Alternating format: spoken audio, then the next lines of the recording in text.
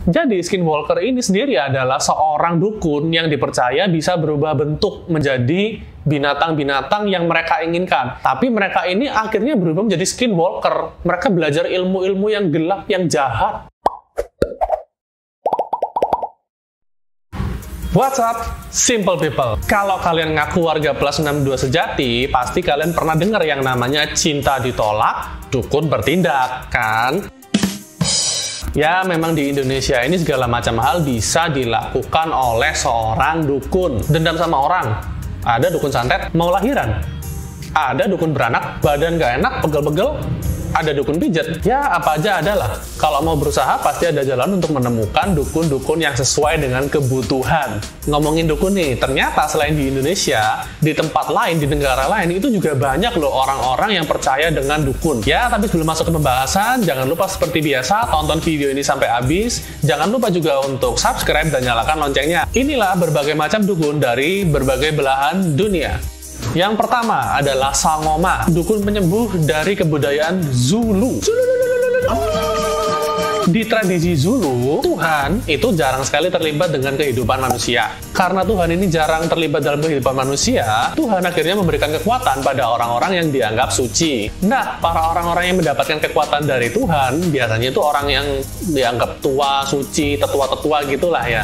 Tetua-tetua ini konon katanya dapat memberikan penyakit atau kutukan kepada orang-orang yang dianggap melanggar norma-norma etika sosial dan melanggar hal-hal yang tabu gitu. Nah, karena hal inilah akan muncul seseorang yang akan menyelamatkan umat manusia, yaitu sang avatar.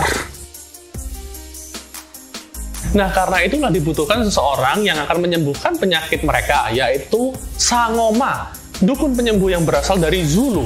Dan keberadaannya sangat dihormati oleh orang-orang Zulu itu sendiri. Tugas dari Sangoma ini sebenarnya sangat simpel, yaitu dia mendiagnosa penyakit, terus dia meresepkan obat, bikin obat, dan terutama membuat ritual untuk menyembuhkan orang-orang yang sedang sakit.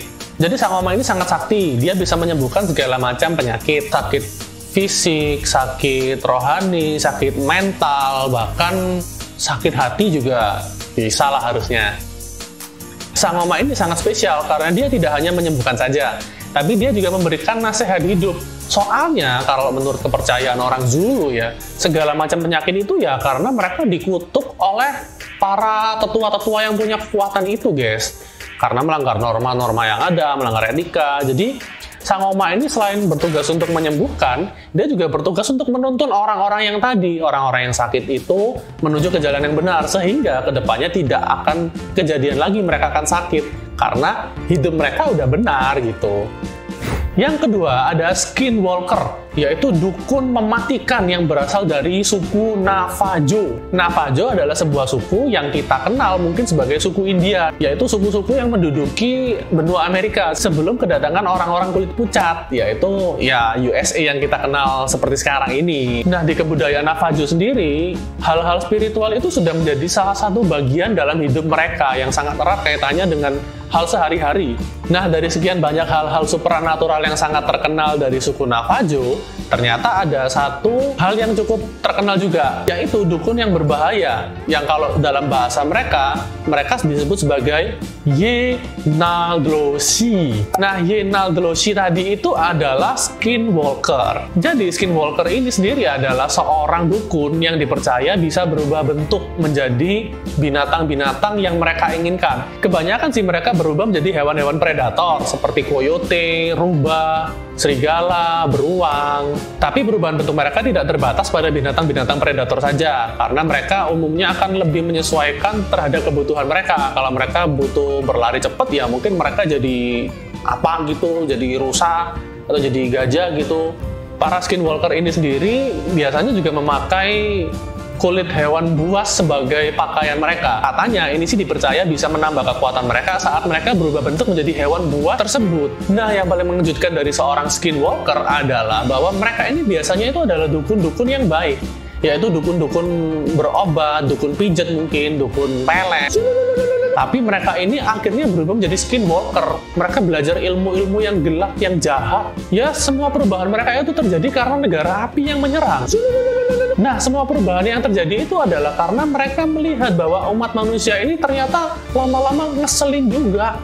Banyak orang yang jadi jahat, banyak orang yang mungkin jahatin teman-temannya, ngebully. Maka mereka akhirnya jadi skinwalker gitu. Karena mereka ingin menghukum orang-orang yang tadi berbuat jahat itu. Nah, pada saat malam hari, pada saat skinwalker ini nantinya berubah jadi binatang buas, mereka akan mulai memburu mangsa-mangsa mereka. Ya, kalau simple knowledge sih mendingan daripada berburu mangsa, kita mendingan berburu cinta doi aja. Nah, yang ketiga adalah Machi dan Kalku dari kebudayaan suku Mapuche di Chile. Kali ini kita langsung bahas dua dukun dari satu kebudayaan yang sama. Kita bahas yang pertama ya, yaitu Machi. Machi itu adalah kue yang empuk, enak, manis, dan lengket-lengket yang berasal dari Jepang. Machi ini sendiri adalah dukun baik yang biasanya tugasnya itu ya menyembuhkan orang. Tapi kebanyakan Machi ini biasanya adalah pemimpin spiritual dari suku Mapuche. Machi biasanya mempunyai banyak kemampuan, antara lain dapat merasakan hal-hal spiritual, menyembuhkan orang sakit, mengetahui roh-roh jahat, dan biasanya Machi ini juga kalau tidur dia bisa mendapatkan mimpi yang bisa meramal masa depan gitulah ya.